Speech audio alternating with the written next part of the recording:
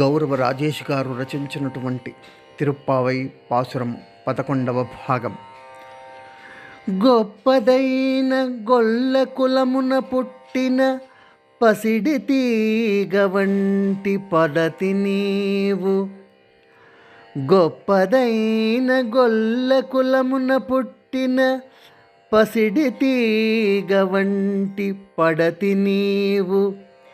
కృష్ణుని దరిని దొరకిన హాయి నీ నిద్ర వీడ జాలలేని జాడ కాదే.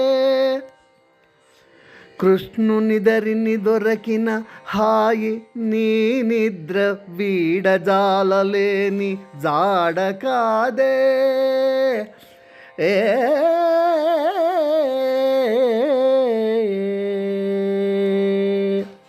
భావం: గొప్పదైన మన గొల్ల కులములో పుట్టిన బంగారు తీగ వంటి అమ్మాయివి నీవు.